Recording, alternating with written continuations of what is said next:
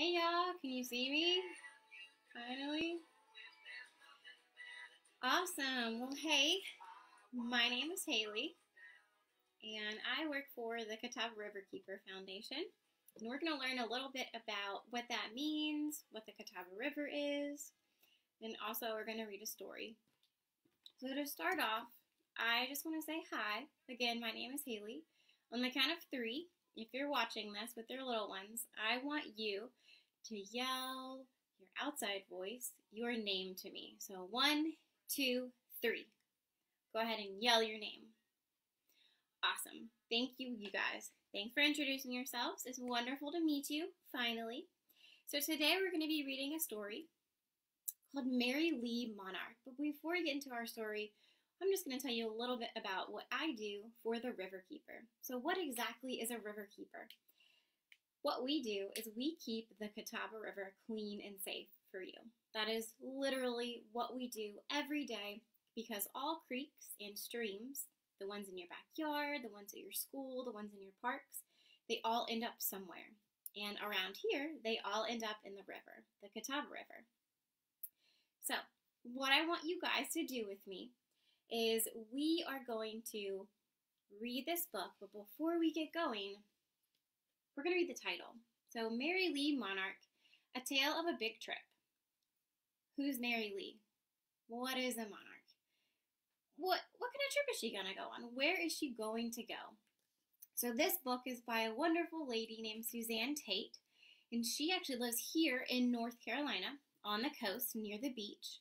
She lives in the Outer Banks, and she has lots and lots of books because she really loves nature, just like all of us.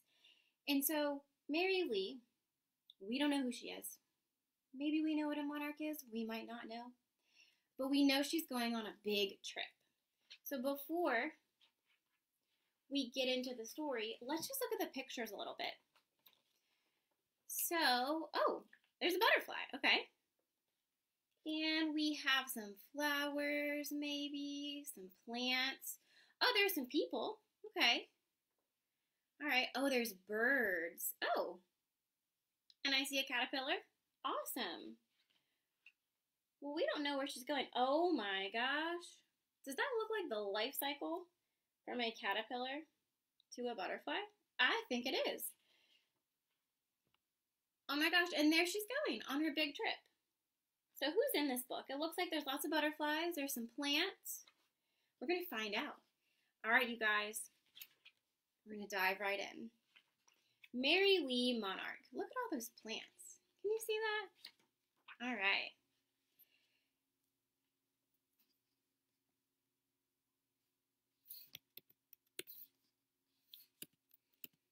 All right. Merri-Lee Monarch was a pretty butterfly. Her wings were brightly colored in orange and black. Merri-Lee flew merrily all day. She liked to fly around in a garden that was full of flowers. Okay, so we finally know who Merri-Lee is, and I promise this is the last time that I'll stop us. I'm going to continue through the story. We know who Merri-Lee is, but we might not know what a monarch is yet. Let's think about that as we keep reading. Many monarchs were there. The butterflies could get their food they needed from the flowers. Merri-Lee's brother, Monty Monarch, was in the garden too.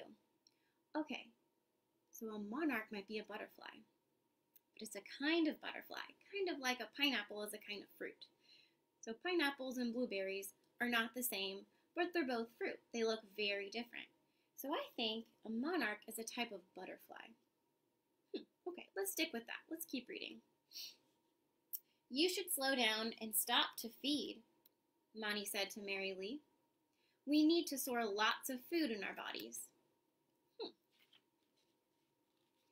He landed on a flower and began to slurp up sweet nectar from it. Well, if you say so, I will stop to sip, Merri-Lee said, as she chose a flower. Helpful humans have planted milkweed and flowers in the garden for us, Monty said. Merri-Lee exclaimed, I'm so thankful for helpful humans. Ooh. About that time, she saw a caterpillar feeding on a milkweed plant Ew, what is that scary thing? Merri-Lee cried.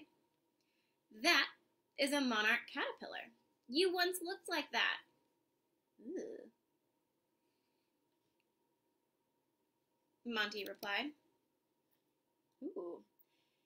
The plant it is eating has bitter juices. It is when it becomes a butterfly like you, hungry birds stay away.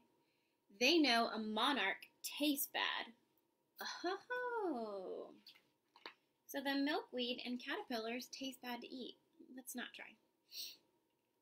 Alright, but Merri-Lee wondered how she ever changed from a caterpillar to a butterfly.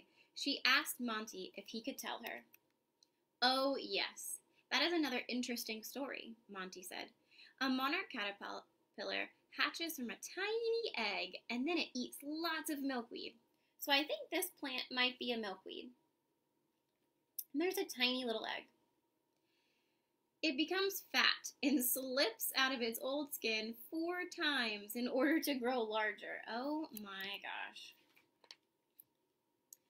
Then the caterpillar finds a place to attach itself, Monty said, and it begins to change. The caterpillar skin splits one more time.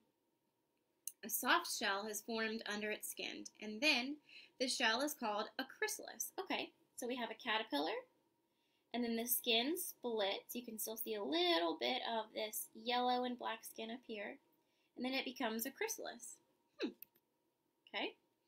The chrysalis turns very hard to protect itself, Monty continued. In about 1 week, it cracks open. Suddenly, a butterfly emerges, just like you and I, Monty said.